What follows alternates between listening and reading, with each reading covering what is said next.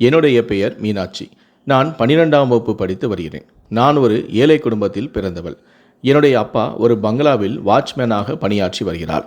என்னுடைய அம்மா வீட்டில் தையல் தைத்து சிறிதாக வருமானமும் ஈட்டி வருகிறார். நாங்கள் ஒரு வீட்டின் மாடியில் வாடகைக்கு குடியிருக்கின்றோம். நாங்கள் 3 சகோதரிகள். ஒரு சகோதரி என்னை விட மூத்தவள்.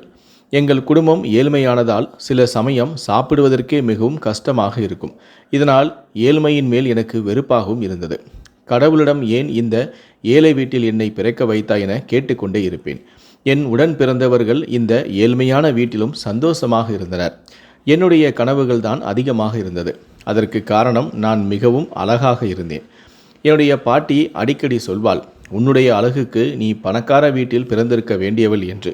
சில சமயம் இந்த சிறிய வீடு நமது அழகிற்கு ஏற்றதில்லை என்று யோசித்து கொண்டும் இருப்பேன். நான் தோழிகளுடன் வெளியே பல மணி நேரம் அரட்டை அடித்து கொண்டிருப்பேன். பள்ளியில் ஏழை மாணவிகளிடம் சேருவது இல்லை. பணக்கார பிள்ளைகளாக பார்த்துதான் அவர்களுடனே நட்பு வைத்தும் கொண்டேன். அவர்களைப் போல பழகுவதற்கும் முயற்சி செய்வேன். நான் சில சமயங்களில் யோசிப்பது உண்டு, நாமும் பணக்காரராக இருந்திருந்தால் நம்மிடம் கார் இருந்திருக்கும், பெரிய வீடும் இருந்திருக்கும், நமது வேலையை செய்ய வேலைக்காரர்களும் இருந்திருப்பார்கள். எப்படி ஒரு இரவில் பணக்காரியாகி இந்த ஏழ்மையில் இருந்து விடுபடுவது என்று யோசித்ததும் உண்டு. பிறகு பள்ளிக்கூடம் அருகிலேயே கடை வைத்திருக்கும் ஒரு இளைஞனிடம் நட்பும் ஏற்பட்டது. இதனால் இலவசமாக பொருட்களும் கிடைத்தது. அதே போல தெருவில் உள்ள சில இளைஞர்களுடன் பழக்கம் ஏற்பட்டது. பள்ளிக்கூடத்தை கட்டடித்துவிட்டு அவர்களுடன் சில சமயம் சுற்றியதும் உண்டு. அப்பொழுது பரிசு என்று நிறைய பொருட்களும் கிடைத்தன. அப்படி கிடைத்த பொருட்களை வீட்டில் தெரியாமல் மறைத்து வைப்பதுண்டு. என்னுடைய தேவை முடிந்தவுடன் அந்த இளைஞர்களை கண்டு கொள்வதும் இல்லை. ஒருமுறை ஒரு இளைஞன் மட்டும் காதல் என்ற பெயரில் அதிகமாக தொல்லை கொடுக்க ஆரம்பித்தான். அவனிடம் நீ என்னை தொந்தரவு செய்தால் தெருவில் உள்ளவர்களிடம் சொல்லிவிடுவேன் என்று சொல்ல அவனும் தொந்தரவு செய்வதும் இல்லை. இப்பொழுது பள்ளி முடிந்து கல்லூரிக்கு செல்லும் சமயம் வந்தது. கல்லூரியின் வாழ்க்கை மேலும் பல கனவுகளை தந்தது. இப்பொழுது பணக்காரியாக வேண்டும் என்ற ஆசை மேலும் வளர ஆரம்பித்தது. தோழிகள் போல ஒரு பணக்கார பையனை பார்த்து அவனிடம் நட்பு கொள்ள வேண்டும் என்ற ஆசையும் ஏற்பட்டது. ஒரு சமயம் எனது தங்கை நமது எதிர் வீட்டிற்கு ஒரு அழகான இளைஞன் ஒருவன் வாடகைக்கு குடிவந்திருக்கின்றான் என்றாள். நானும் இந்த தெருவில் பணக்காரர்களா குடிவரப் போகிறார்கள் என நினைத்து அவளுக்கு பதில் எதுவும் கூறவில்லை. மறுநாள் மாலை எதிர் வீட்டில் அந்த இளைஞனை பார்த்தேன். யாருடனோ ஃபோனில் பேசி கொண்டு இருந்தான். பார்ப்பதற்கு அழகாகவும் பணக்கார வீட்டின் இளைஞன் போலவும் தோற்றமளித்தான். நானும் இவனுடன் நட்பாக இருந்தால் நமது தேவைகளை இவன் பூர்த்தி செய்வான் என்று நான் நினைத்தேன். தினமும் அவனை காண்பதற்காக மாடியில் நின்று கொண்டிருப்பேன். அவனும் ஃபோனில் பேசிக்கொண்டு என்னை பார்ப்பான். நானும் சிறிதாக புன்னகை செய்வேன். அவனும் அதற்கு பதிலாக புன்னகைப்பான். இதுவரை அவனிடம் எதுவும் பேசியதும் கிடையாது. ஒரு நாள் துவைத்த துணியை மாடியில் உலர வைக்கும்படி அம்மா கூறினாள். நானும் துணிகளை எடுத்துக்கொண்டு மாடியில் காய வைத்து கொண்டிருந்தேன். இப்பொழுது எதிர்வீட்டு பையன் ஒரு கல்லில் பேப்பரை சுற்றி எங்களது மாடியை நோக்கி எறிந்தான். நான் அந்த பேப்பரை எடுத்து பார்த்தேன். அதில் அவனது பெயர் சதீஷ் என்றும் தொலைபேசி எண்ணும் இருந்தது. நானும் அந்த பேப்பரை எடுத்துக்கொண்டு அவனை பார்த்து புன்னகைத்தேன். பின்பு அம்மாவின் தொலைபேசியை எடுத்துக்கொண்டு எனது அறைக்கு சென்று தாளிட்டு கொண்டு அவனுடன் பேசவும் ஆரம்பித்தேன். நீண்ட நேரமாக பேசி கொண்டிருந்தோம். பின்பு நாளை காலை ஒரு பூங்காவில் சந்திக்கலாம் என இருவரும் முடிவு செய்தோம். அதன்படி மறுநாள் காலை ஒரு பூங்காவில் சந்தித்தோம். அவனை சந்தித்த முதல் நாளிலேயே விலை உயர்ந்த தொலைபேசியை பரிசாக அளித்தான் சதீஷ். அதன் பிறகு சொந்தமாக தொலைபேசி கிடைத்ததால் வெகு நேரம் பேசி கொண்டு இருந்தோம். சதீஷும் ஓரளவு பணக்கார வீட்டு பையன் என்பதும் தெரிய வந்தது. அதன் பிறகு இருவரும் சேர்ந்து பல இடங்களில் சுற்றித் திரிந்தோம். பணக்காரனாக இருக்கும் இவனை எப்படியும் கல்யாணம் செய்து கொள்ள வேண்டும் எனவும் முடிவு செய்திருந்தேன்.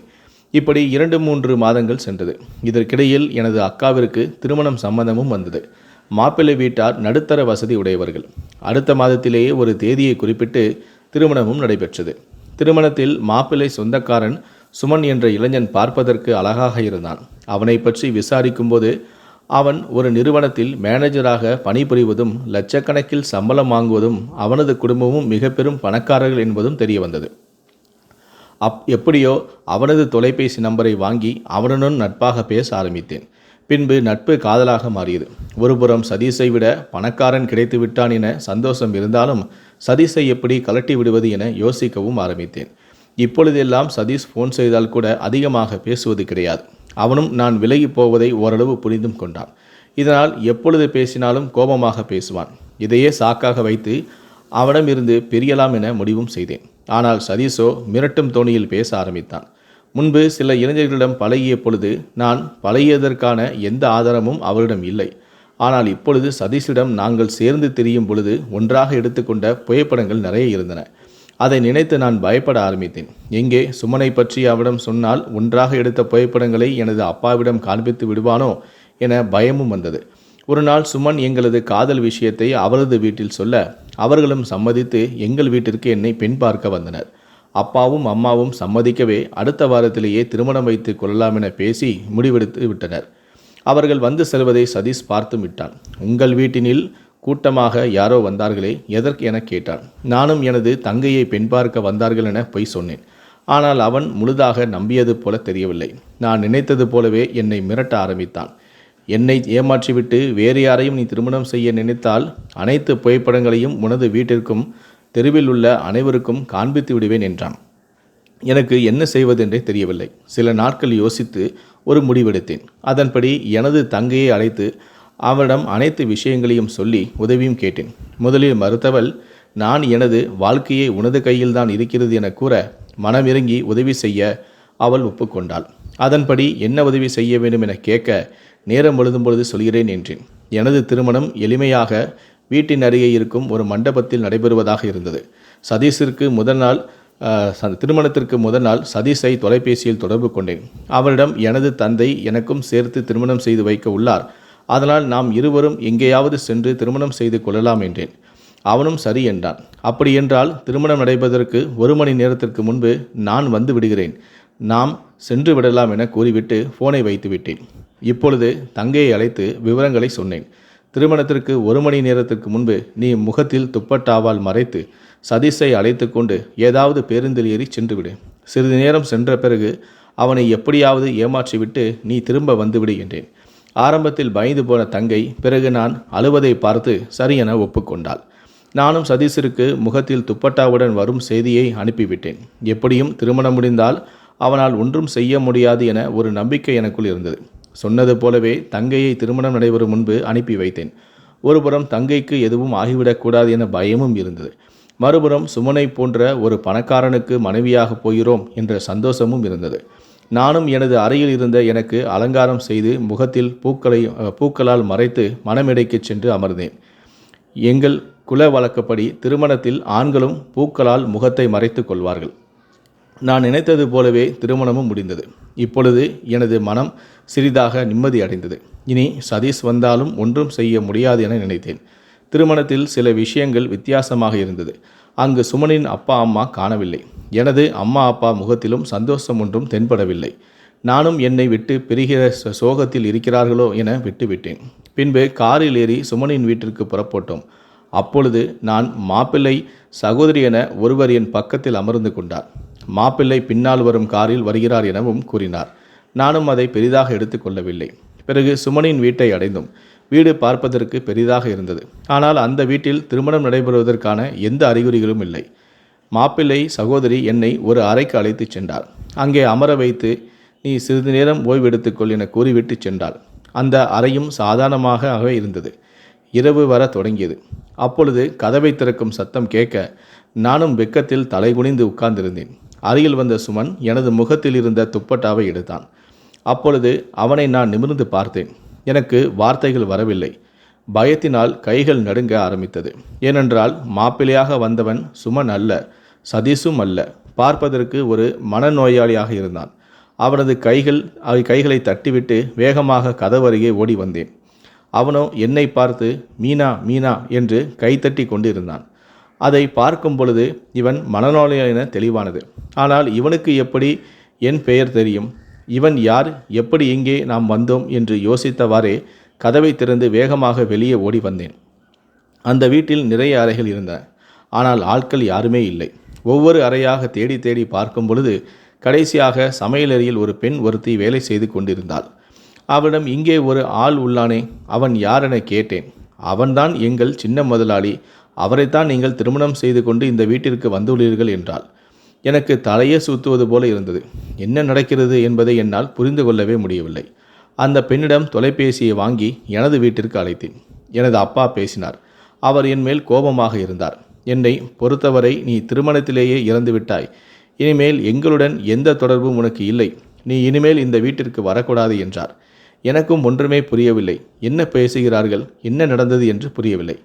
பின்பு அக்காவிற்கு தொடர்பு கொண்டேன். அவளோ அனைவரின் முன்னால் என் கணவர் வீட்டிற்கு அவமானத்தை ஏற்படுத்தி விட்டாய், இனிமேல் என்னிடம் பேசாத என கேவலமாக திட்டிவிட்டு அவளும் வைத்து விட்டாள். பின்பு தங்கைக்கு தொடர்பு கொண்டேன். அவள் சிறிது நேரம் யோசித்து திருப்பி பேச ஆரம்பித்தார். அக்கா, நீ சொன்னது போலவே நான் சென்றேன். ஆனால் சிறிது தூரத்திலேயே சதீஷ் என்னை கண்டுபிடித்து விட்டான். பின்பு அப்பாவிடமும் சுமனின் பெற்றோர்களிடமும் உன்னுடன் பிடித்த புகைப்படங்களை காண்பித்தான். அங்கு பெரிய பிரச்சனை ஆகிவிட்டது. சுமனும் அவரது பெற்றோர்களும் எங்களுக்கு இந்த திருமணம் வேண்டாம் என்று திரும்பிச் சென்று விட்டனர். அப்பா சதீஷிடம் நீ திருமணம் செய்து கொள்கிறாயா என்று கேட்க, அவனும் உன்னைப்போல் ஒரு ஓடுகாலி பெண்ணை வேண்டாம் என்று சொல்லிவிட்டான். அப்பாவும் வெளியே தெரிந்தால் அவமானம் ஆகிவிடுமே என அழுது கொண்டிருந்தார். அப்பொழுது ஒரு பெண் வந்து, எனது தம்பிக்கு உங்கள் பெண்ணை திருமணம் செய்து கொடுக்கிறீர்களா என கேட்டார். அப்பாவும் மானம் போய்விடக்கூடாது என்பதற்காக சரி என்று சம்மதித்தார்.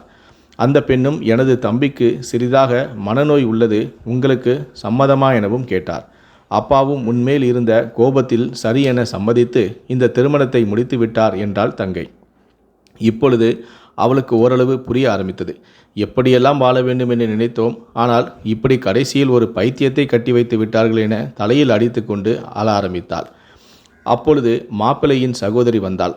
அவளிடம் தன் கோபத்தை காண்பித்தாள் மீனாட்சி. உங்களுக்கு மனசாட்சி என்பது சிறிதும் கூட இல்லையா?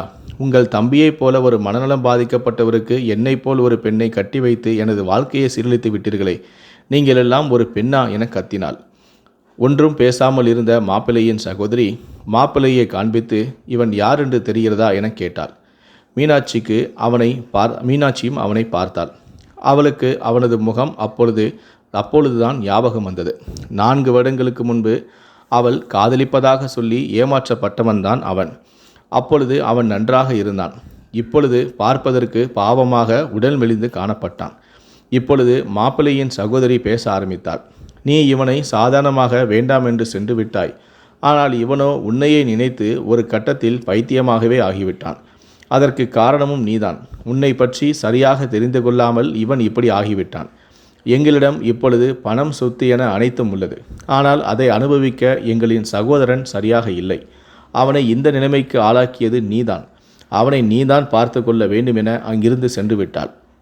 இப்பொழுது அவளுக்கு சிறிதாக புரிய ஆரம்பித்தது. தான் இவ்வளவு நாள் எப்படி இருந்தோம் என்று. இவனைப் போல எத்தனை ஆண்களை ஏமாற்றி இருப்போம். அவர்களும் செய்த பாவம் நம்மை பழிவாங்கி விட்டதாக நினைத்தாள். இவன் நம்மால் தான் இப்படி ஆகிவிட்டான் என்று உள்ளுக்குள்ளும் ஆள ஆரம்பித்தது. இனி வரும் காலங்களில் இவனிடமாவது உண்மையாக இருக்க வேண்டும் என்று முடிவு செய்தாள். இவனை பழைய மாதிரி குணப்படுத்தினால்தான் அந்த கடவுளே நம்மை மன்னிப்பார் என்று முடிவு செய்தாள். அவன் அருகில் சென்று கைகளை பற்றி என்னை மன்னித்து விடு எனவும் கதறி அழுதாள். ஆனால் அவனோ அவளை பார்த்து மீனாட்சி மீனாட்சி என்று சிரித்து கொண்டே இருந்தான்.